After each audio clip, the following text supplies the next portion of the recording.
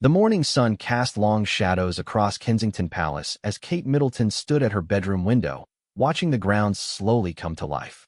The weight of the past few months pressed heavily on her shoulders, each day bringing new challenges that seemed impossible to navigate. She had always prided herself on being strong, on maintaining the perfect image that the world expected from the Princess of Wales, but, lately, even breathing felt like an enormous effort.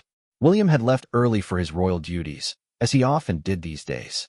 Their conversations had become shorter, more strained, filled with careful politeness that felt foreign after years of easy companionship. The distance between them wasn't physical. They still shared the same bed, still appeared together at public events with practiced smiles. But, emotionally, they felt like strangers living parallel lives.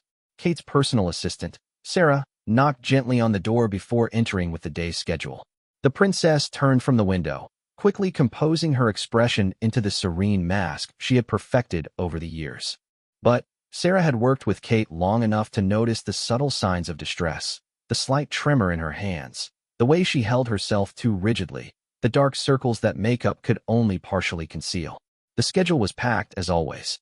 A charity event in the morning, followed by a school visit, then a private meeting with palace advisors about upcoming engagements.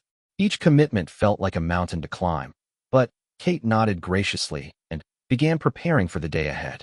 She had learned long ago that duty came before personal feelings, that the crown she would one day wear was heavier than gold and jewels. As she dressed in a carefully chosen outfit, blue, because it photographed well and conveyed trust, Kate caught her reflection in the mirror. The woman staring back at her looked polished and perfect, every hair in place, every detail considered. But her eyes told a different story, one of exhaustion and a deep sadness that seemed to grow stronger each passing day. The car ride to her first engagement was silent except for the low murmur of her protection officers coordinating through their earpieces. Kate stared out the window at the familiar streets of London, watching ordinary people going about their daily lives. She envied them their privacy, their ability to feel emotions without the world analyzing every expression, every gesture. Her phone buzzed with a text from William. Brief and formal, it simply confirmed his attendance at an evening event they would both need to appear at together. No warmth, no personal touch, just the kind of message one might send to a colleague. Kate stared at the screen for a long moment before tucking the phone away without responding. The charity event was a blur of handshakes, photographs, and carefully rehearsed conversations. Kate moved through it all with practiced grace, her smile never wavering even as her heart grew heavier. She listened to stories of struggle and triumph, offered words of encouragement, and posed for countless pictures. But beneath the surface, she felt disconnected from it all, as if she were watching someone else perform her life. During a brief moment between meet and greets, Kate found herself in a quiet corridor with one of the charity workers, an elderly woman named Margaret who had dedicated her life to helping others. Margaret looked at Kate with knowing eyes, the kind that had seen too much of life to be fooled by surface appearances. "You're tired, dear," Margaret said softly, her voice filled with maternal concern. "Not just physically, but in here." She placed a gentle hand over her heart. Kate felt her composure slip slightly, surprised by the unexpected kindness from a near stranger. For a moment, she considered opening up, sharing some small piece of the burden she carried. But years of training held firm, and she simply smiled and deflected with a gracious comment about the important work the charity was doing. Back at the palace that afternoon, Kate sat through the meeting with royal advisors feeling like she was underwater. They discussed upcoming tours, charitable patronages, and public appearances as if they were chess pieces to be moved around a board. She nodded at appropriate moments and offered input when required, but her mind kept drifting to memories of earlier, happier times. She remembered the early days of her relationship with William, when they were just two university students navigating young love. The pressure had been intense even then, but they had faced it together, finding strength in their shared commitment to each other. When had that partnership begun to fracture? When had they stopped being a team and become two individuals struggling separately with the weight of their roles? The evening event was a formal dinner for foreign dignitaries, the kind of high-stakes affair where every detail mattered. Kate arrived at the venue to find William already there, resplendent in his formal wear and engaging in diplomatic conversation. He looked up when she entered, and, for a brief moment, their eyes met across the room. She saw something flicker in his expression. Was it longing? Regret? But it was gone so quickly she wondered if she had imagined it. They moved through the evening like professional partners, perfectly synchronized in their duties, but emotionally distant. Kate found herself studying William during quiet moments, noticing the way his jaw tensed when he thought no one was looking, the way his laugh didn't quite reach his eyes. The man she had fallen in love with was still there, but he seemed locked away behind layers of duty and responsibility that grew thicker each year. During dinner, Kate sat between a foreign minister and a prominent businessman, making polite conversation about trade relations and cultural exchange. But her attention kept drifting to William at the other end of the table. She watched him navigate complex political discussions with ease, his natural charm and intelligence shining through despite the formal setting. There were moments when she glimpsed the man she had married, and her heart ached with the distance between who they had been and who they had become. The evening stretched on with speeches and toasts, each moment feeling like an eternity. Kate maintained her composure throughout, but inside, she felt herself fragmenting. The weight of expectation, the constant scrutiny, the growing distance from the man she loved, it all pressed down on her until she could barely breathe. As the event finally wound down, Kate and William found themselves in the car together for the ride back to Kensington Palace. The silence between them was deafening, filled with all the words they couldn't or wouldn't say. Kate wanted to reach out, to bridge the gap that had grown between them, but she didn't know how to begin. The careful politeness they had cultivated felt safer than the vulnerability that honest communication would require. Back at the palace, they went through their nighttime routine with the efficiency of longtime partners, but without the intimacy. William disappeared into his study to review briefings for the next day, while Kate sat in their bedroom, staring at her hands and wondering how they had arrived at this place. She thought about the young woman who had walked down the aisle at Westminster Abbey, so full of hope and love and determination to make their fairy tale work. That woman felt like a stranger now. Sleep came fitfully, filled with dreams of empty palaces and endless corridors that led nowhere. Kate woke several times during the night, each time more aware of the space between her and William in their king-sized bed. The physical distance was small, but it felt like an ocean. She lay awake in the darkness, listening to his steady breathing and wondering if he was struggling with the same feelings of isolation and loss. The next morning brought no relief, only another day of obligations and expectations. As Kate prepared for another round of public appearances, she caught herself in the mirror again. The woman looking back at her was still perfectly groomed, still ready to face the world with grace and dignity. But behind her eyes, something fundamental was breaking, and she wasn't sure how much longer she could hold the pieces together. The palace staff moved around her with quiet efficiency, preparing for another day in the life of the Princess of Wales. But Kate felt increasingly like she was disappearing, becoming nothing more than a beautiful mask that other people wore to fulfill their expectations. The real Kate, the woman who laughed until she cried, who loved deeply and dreamed boldly, was slowly suffocating under the weight of crown and duty. As she walked through the corridors of Kensington Palace, Kate passed portraits of previous generations of royals, their faces frozen in time and captured in oil paint. She wondered if they had struggled with the same feelings of isolation, the same sense of losing themselves in service to something larger. Did they find peace in their sacrifice, or did they spend their lives mourning the people they might have been? The questions followed her as she prepared to face another day of public service, another day of smiling when she wanted to cry, another day of growing further apart from the man she had once believed would be her partner in everything. The silent farewell had already begun, though neither she nor William had yet found the courage to acknowledge it. In the careful space between duty and desire, their love was slowly disappearing. One polite interaction at a time. 3 weeks had passed since that difficult evening at the diplomatic dinner, and the distance between William and Kate had only grown more pronounced.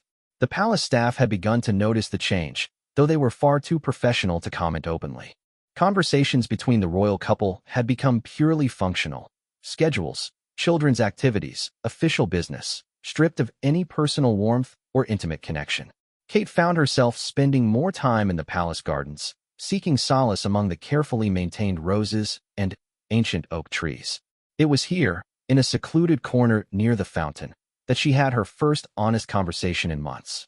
Her longtime friend and former flatmate, Pippa, had come for what was supposed to be a casual lunch, but quickly became something much deeper. Pippa studied her sister's face as they walked along the gravel paths, noting the carefully concealed signs of distress. She had known Kate since childhood and could read the subtle changes that others missed. The way Kate's shoulders curved inward when she was trying to protect herself, the manner in which her smile became more practiced and less genuine when she was struggling.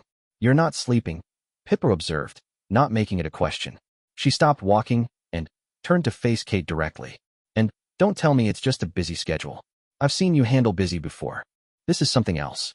For a moment, Kate considered deflecting with a bright smile and reassuring words, the same response she gave to everyone else who expressed concern. But, standing there in the quiet garden, surrounded by the beauty and privacy of her own sanctuary, she felt her defenses crumble slightly. "William and I," Kate began, then stopped, unsure how to put into words the slow dissolution of everything she had once held dear.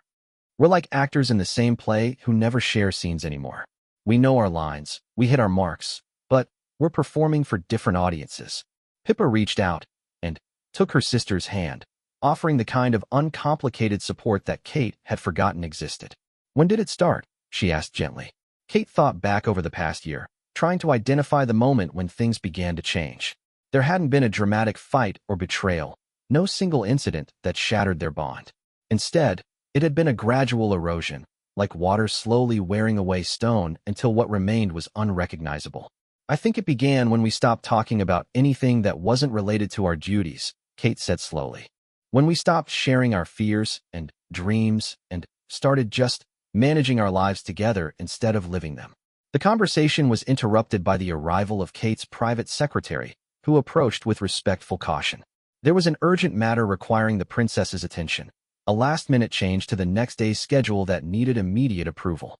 Kate slipped back into her professional role seamlessly, but Pippa watched with growing concern as her sister transformed before her eyes, becoming the polished public figure rather than the vulnerable woman who had just shared her heart. That evening, Kate attended a charity gala alone. William had a conflicting engagement, a meeting with Commonwealth representatives that couldn't be rescheduled. As Kate moved through the event, making gracious conversation with donors and dignitaries, she found herself wondering when their calendars had become so separate. There was a time when they would have coordinated their schedules to attend important events together, when supporting each other's causes had been a shared priority. The gala was held at a historic London hotel, its ballroom glittering with crystal chandeliers and filled with the soft murmur of polite society conversation. Kate wore a deep emerald gown that photographed beautifully and commanded attention, but she felt disconnected from her own appearance, as if she were watching someone else wear her clothes and speak her words. During the auction portion of the evening, Kate found herself seated next to Lord Harrison, an elderly gentleman who had served in various governmental roles for decades. He was known for his discretion and wisdom, and Kate had always appreciated his thoughtful perspective on public service. As the bidding continued around them, he leaned over and spoke quietly. "Marriage in the public eye is perhaps the most challenging thing anyone can undertake," he said, his voice barely audible above the auctioneer's calls. "My wife and I struggled with it for years before we learned how to protect what was ours while serving what was expected." Kate looked at him with surprise, wondering if her personal struggles were more visible than she had realized. Lord Harrison smiled kindly and continued, "The key, we discovered, was remembering that duty to the crown and duty to each other don't have to be separate things. Sometimes the most important service we can provide is taking care of our own foundation first." His words stayed with Kate throughout the remainder of the evening and during the silent car ride back to Kensington Palace. She found William still awake in his study, surrounded by briefing papers and correspondence. The soft light from his desk lamp cast shadows across his face, highlighting the stress lines that seemed to have deepened over recent months. "How was the gala?" William asked without looking up from his papers, his tone polite but distant. "Fine," Kate replied, the automatic response that had become her default. But, as she stood in the doorway watching him work, she felt a sudden surge of longing for the man she had lost somewhere in the maze of royal protocol and public expectation. "William," she said, her voice softer now, more tentative. "Do you ever miss who we used to be?" He looked up then, and, for a moment, she saw something flicker across his face, recognition, perhaps, or shared regret. But it was gone quickly, replaced by the careful neutrality that had become his standard expression when they were alone together. "We have responsibilities now that we didn't have then," he said, his words measured and careful. "Growing up means accepting that some things have to change." The response felt like a door closing, and Kate nodded silently before retreating to their bedroom. She lay awake for hours, staring at the ceiling and thinking about Lord Harrison's words about protecting what was theirs. But what if they had already lost it? What if the people they had been together existed only in memory now? The next few days brought a series of joint engagements that required William and Kate to work closely together. They visited a children's hospital, opened a new community center, and attended a reception for military families.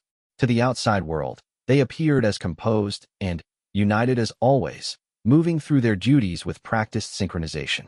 But Kate felt the strain of maintaining the facade more acutely with each passing hour. Standing beside William during speeches, smiling for photographs, engaging in coordinated conversations with the public, it all felt like an elaborate performance that grew more exhausting with each repetition. During the hospital visit, Kate found herself genuinely moved by a young patient named Emma, a 7-year-old girl undergoing treatment for leukemia.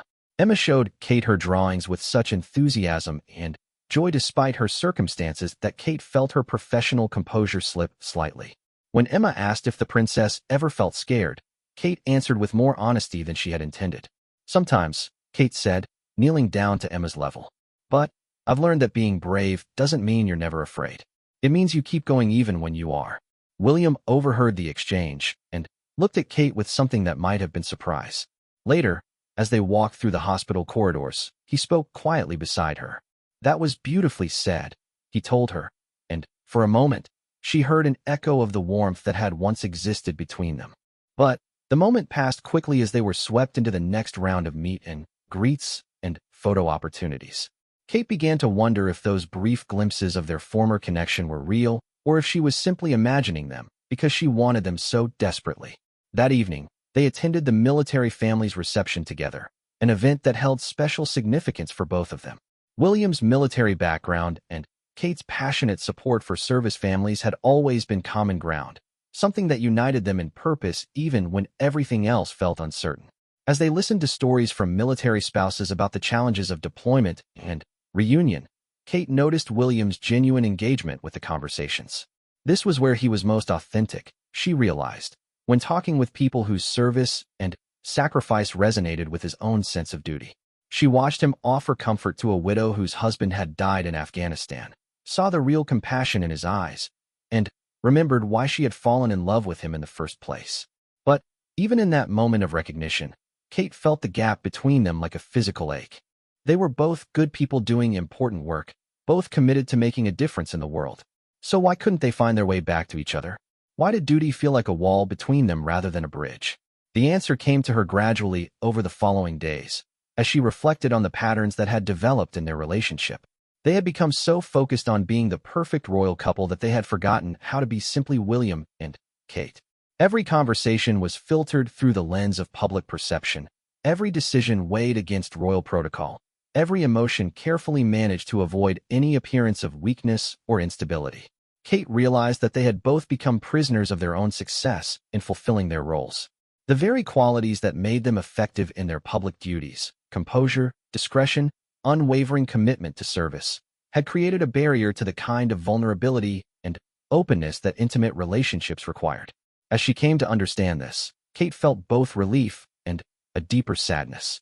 Relief because she finally understood what was happening to them, but sadness because she wasn't sure the damage could be undone. How do you rebuild intimacy when your entire life is lived in public? How do you find privacy and authenticity when every moment might be scrutinized and analyzed? The questions weighed heavily on her as she prepared for another day of royal duties, another day of standing beside the man she loved but could no longer reach. The silent farewell was becoming more profound with each passing day, and Kate began to wonder if they were both too afraid of what honest conversation might reveal to risk breaking the careful peace they had constructed around their failing marriage.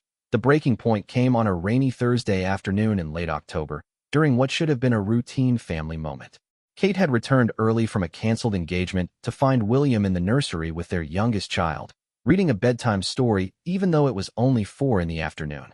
The Tinder scene, Her husband's gentle voice, the child curled against his chest, should have filled her with warmth and love. Instead, Kate felt like an outsider looking into someone else's life. William glanced up when she entered, offering a polite smile that felt like a knife to her heart.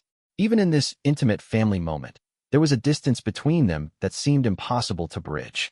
Their child looked between both parents with the intuitive awareness that children possess, sensing the tension even if they couldn't understand its source.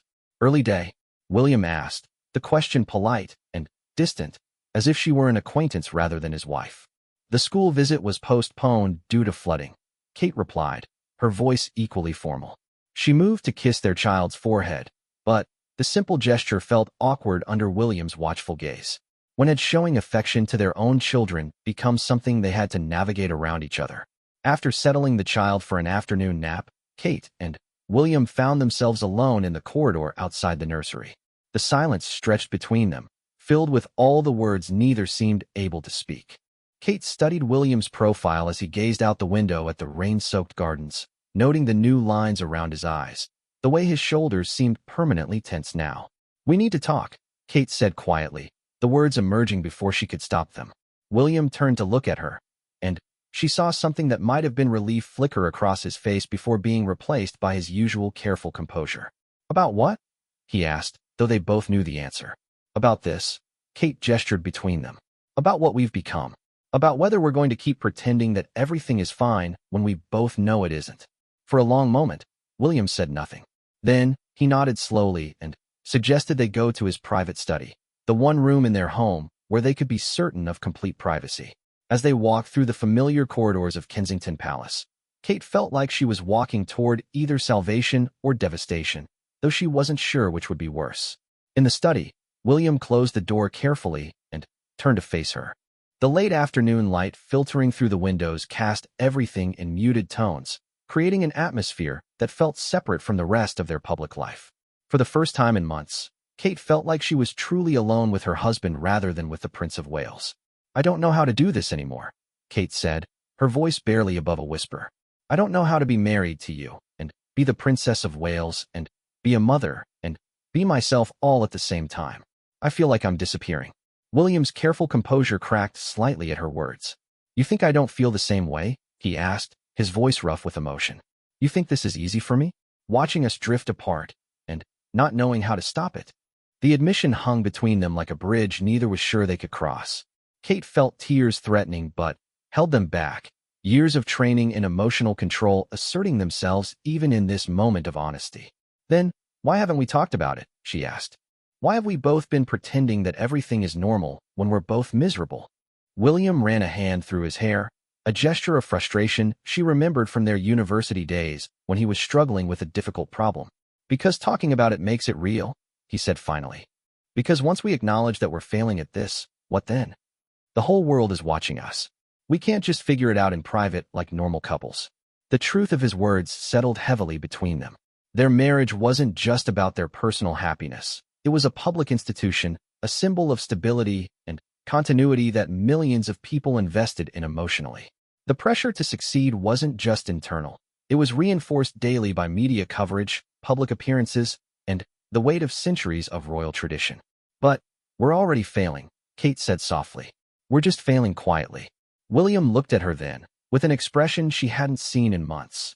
Not the Prince of Wales looking at the Princess of Wales, but William looking at Kate with all his defenses down. In that moment, she saw her husband as he truly was, exhausted, struggling, and as lost as she was in the maze of expectation and duty they had both willingly entered.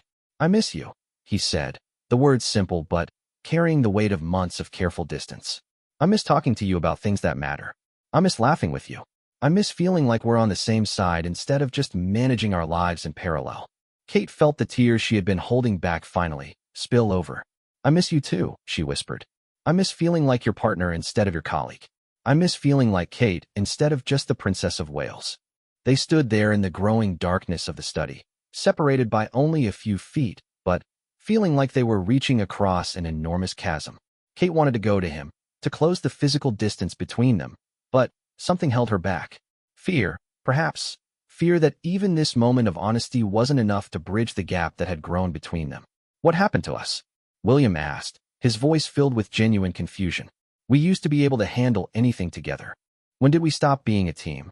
Kate thought about the question, tracing back through the months and years to try to identify when their partnership had begun to fracture. I think we stopped protecting each other, she said slowly. We got so focused on protecting the institution, on being what everyone expected us to be, that we forgot to protect what was ours. The conversation was interrupted by a soft knock on the door. William's private secretary needed urgent approval for a schedule change, a reminder that even in their most private moments, duty was always present. William handled the matter efficiently, but Kate watched the transformation with a mixture of admiration and sadness. The vulnerable man who had just shared his heart with her disappeared behind the professional mask of the heir to the throne. When they were alone again, the moment of connection felt more fragile, as if the brief interruption had reminded them both of all the reasons why honest communication was so difficult. They were not just husband and wife struggling with their relationship. They were public figures whose personal problems had far-reaching implications. The tour of Australia is coming up, William said, returning to safer, more practical ground. 3 weeks away from everything. Maybe. He trailed off, not quite able to voice what they were both thinking. Kate understood. Maybe time away from the intensity of their London life would give them space to rediscover each other. Maybe in a different environment, they could remember who they had been before the weight of their roles became so overwhelming. Maybe, she agreed, though they both knew that geography alone wouldn't solve the fundamental issues they were facing. As evening fell completely, they found themselves still talking, but carefully now, as if they were both afraid of saying too much or too little. They discussed practical matters, the children's schedules, upcoming engagements, family obligations, but underneath the mundane details, there was an acknowledgement that something fundamental had shifted between them. Kate left the study feeling both hopeful and heartbroken. They had finally acknowledged the distance between them, had admitted to missing each other and wanting to find their way back. But she also understood how enormous the challenges were that they faced. They weren't just trying to repair a marriage. They were trying to figure out how to be authentic individuals within an institution that demanded conformity, how to maintain intimacy under constant public scrutiny, how to serve something larger than themselves without losing themselves entirely. That night, for the first time in months, they didn't retreat to separate activities after their official duties were complete.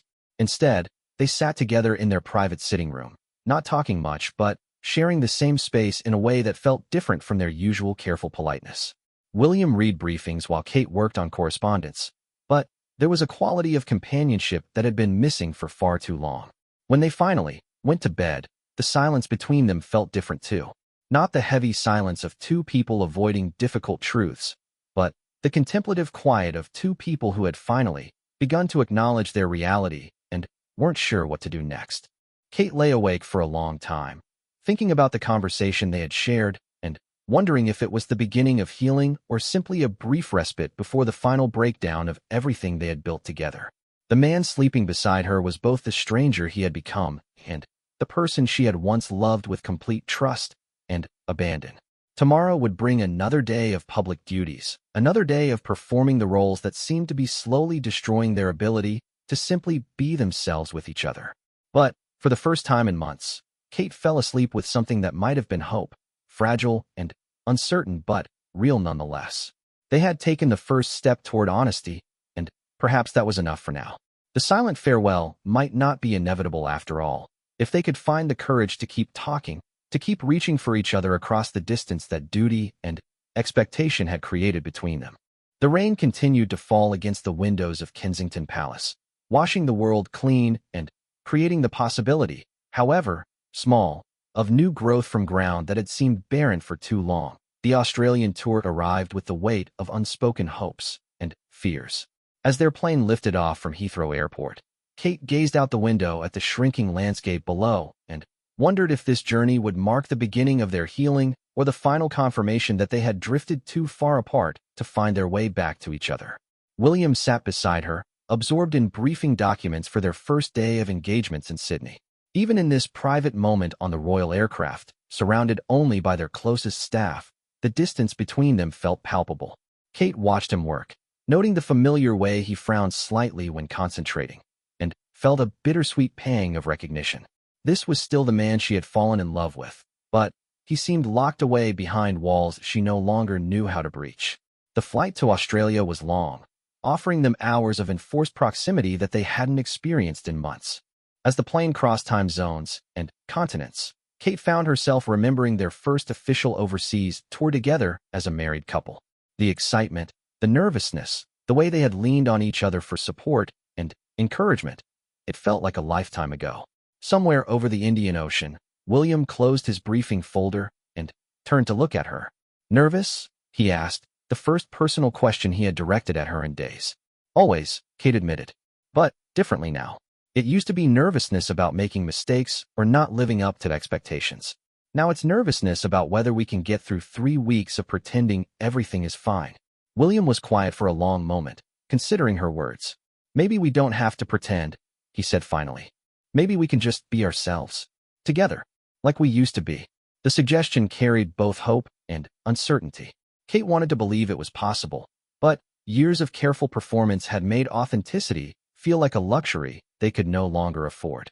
Still, 30,000 feet above the earth, removed from the immediate pressures of palace life, she allowed herself to imagine what it might feel like to simply be William and Kate again.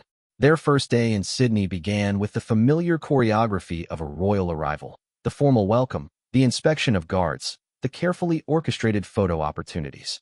But as they moved through their engagements, Kate began to notice small changes in how William interacted with her.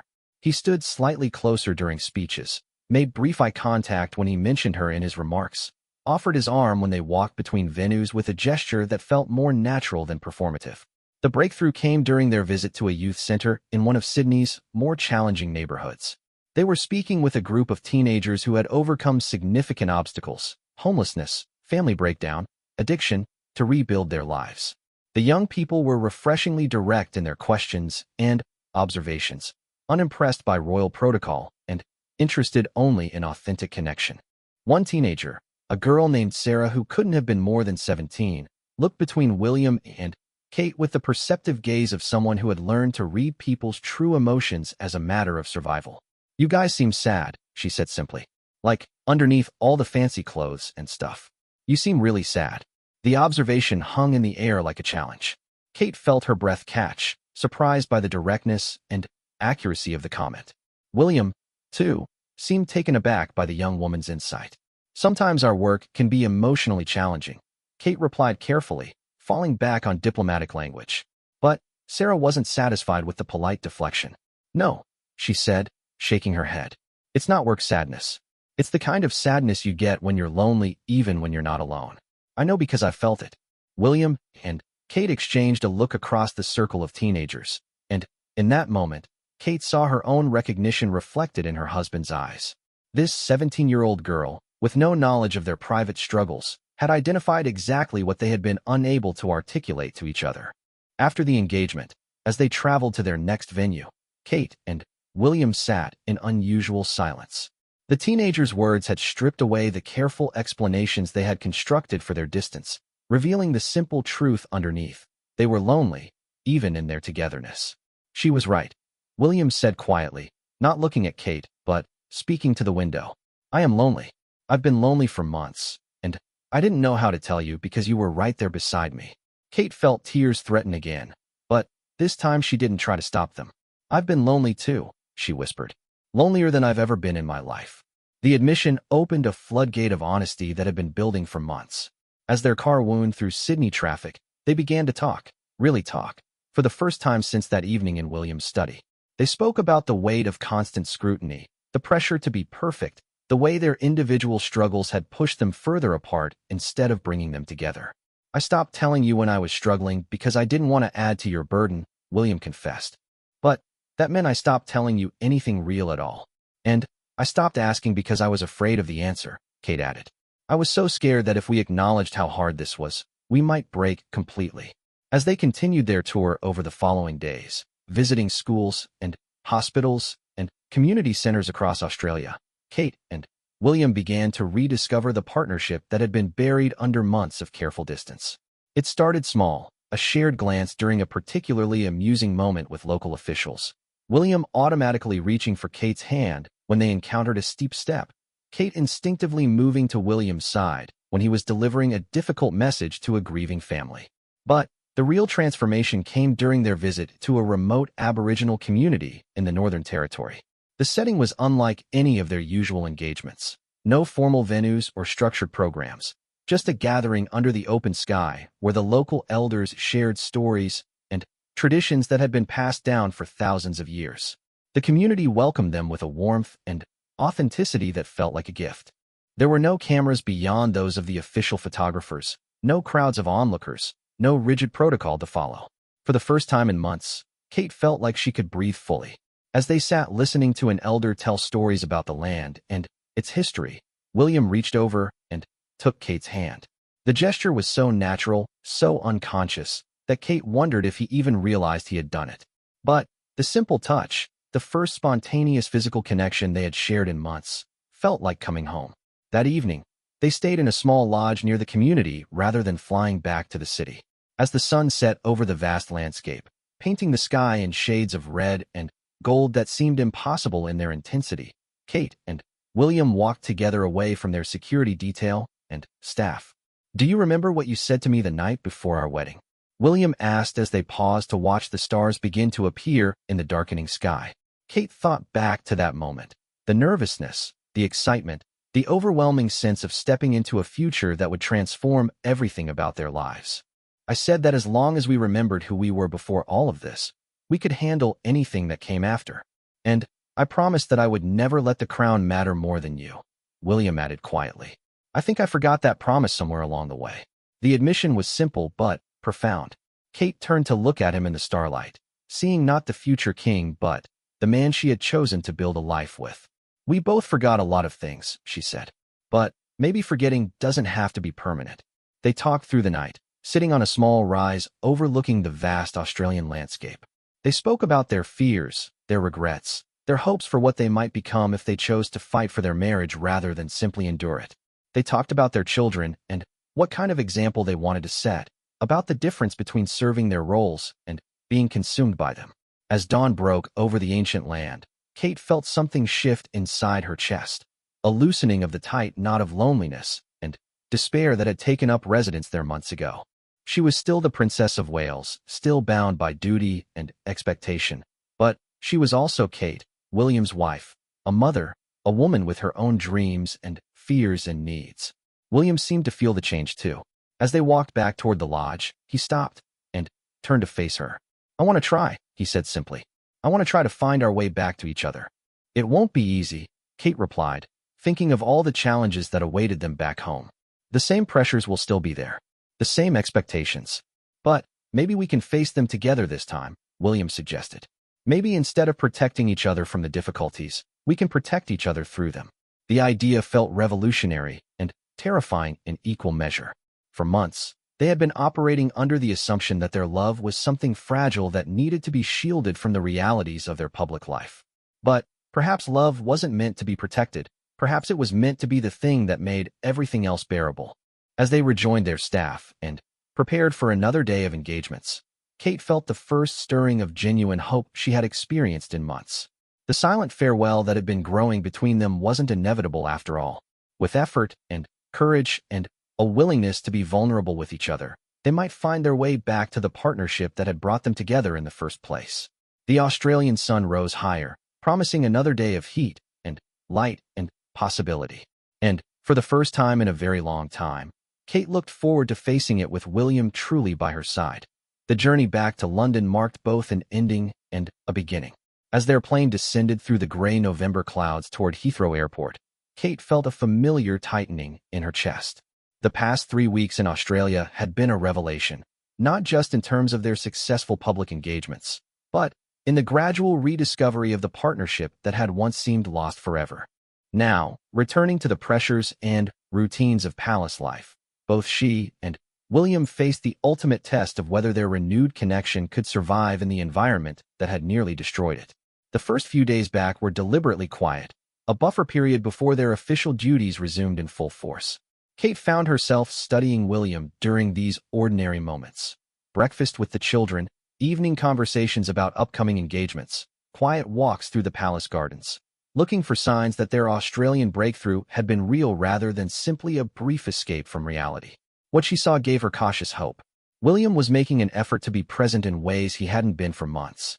During family dinners, he put away his phone and focused entirely on their children's animated stories about school and friends.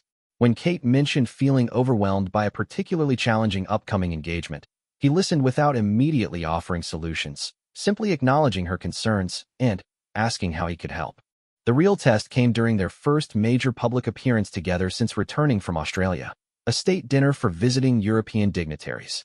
As Kate dressed for the evening, she felt the familiar anxiety that had plagued her for months. Would they fall back into their old patterns of polite distance? Would the careful intimacy they had rebuilt crumble under the pressure of public scrutiny? William appeared in their bedroom doorway as she was putting on her jewelry, and, for a moment, they simply looked at each other. She was wearing a deep blue gown that he had always particularly admired, though she hadn't worn it in months. He looked distinguished in his formal attire, every inch the future king he was destined to become. "You look beautiful," he said, the compliment simple but carrying weight because it felt genuine rather than automatic.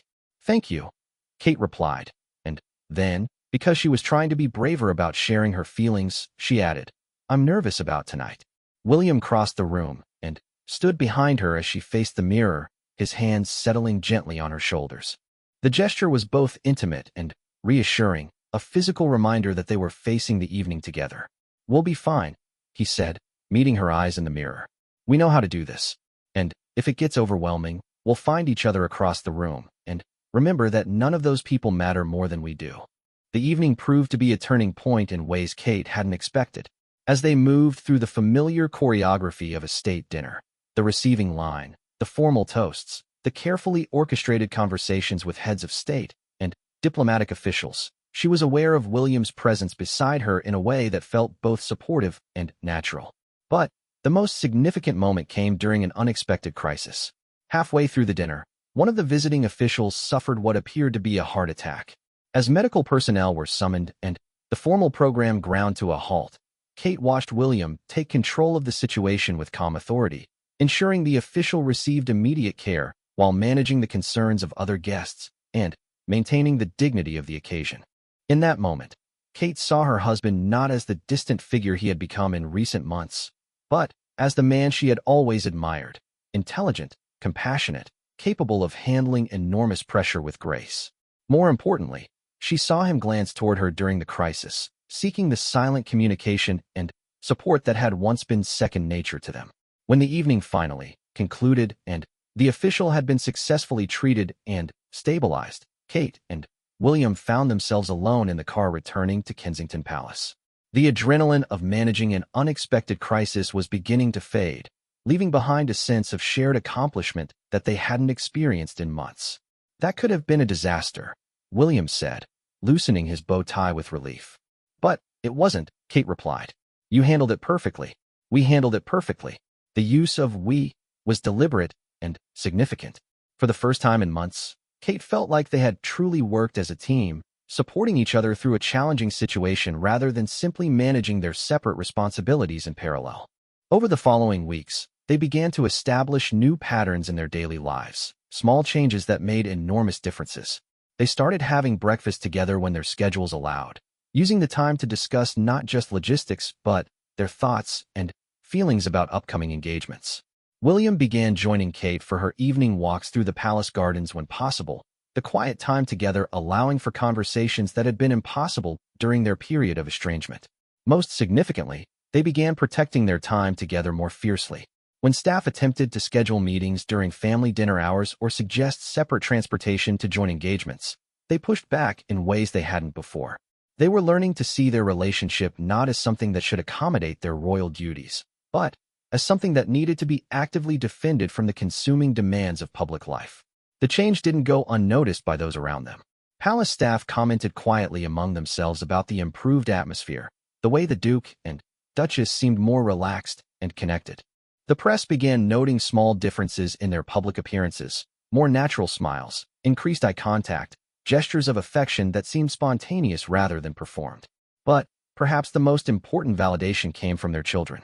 During a family weekend at their country home, Their youngest child cuddled between them on the sofa as they read bedtime stories, a simple domestic scene that hadn't occurred in months.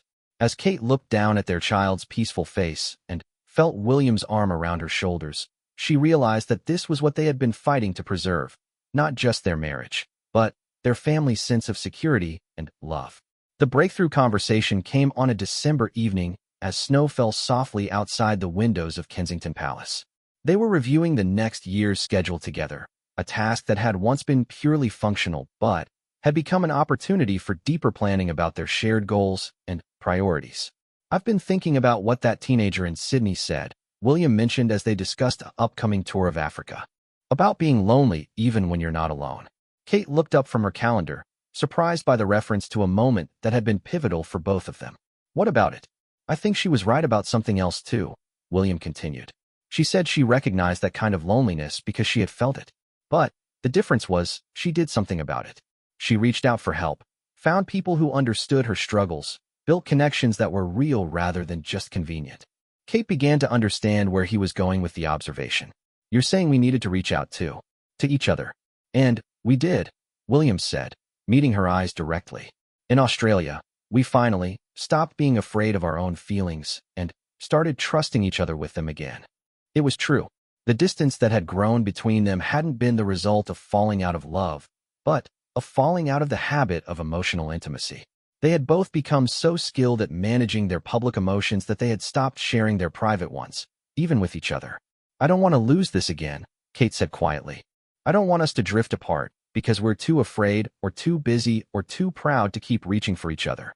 "Then, we don't let that happen," William replied with a determination that reminded Kate of the man who had proposed to her with such confidence in their future together.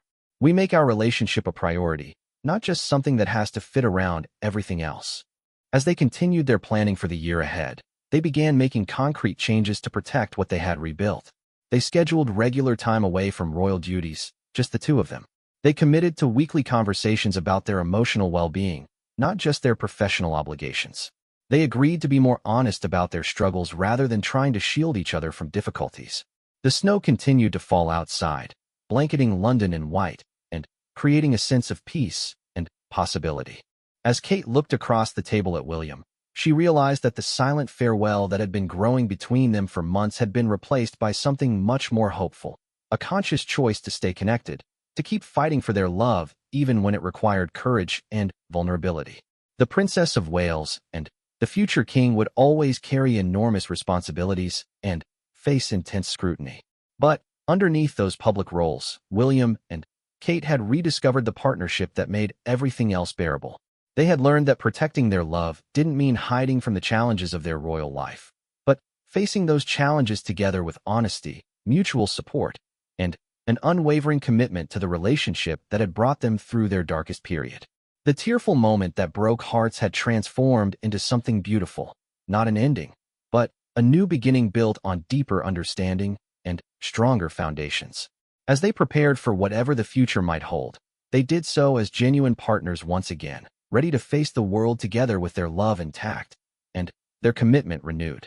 Outside, London slept under its blanket of snow, unaware that in the quiet rooms of Kensington Palace, a royal marriage had been saved not through grand gestures or public declarations, but through the simple, powerful act of two people choosing to reach for each other across the distance that life had created between them.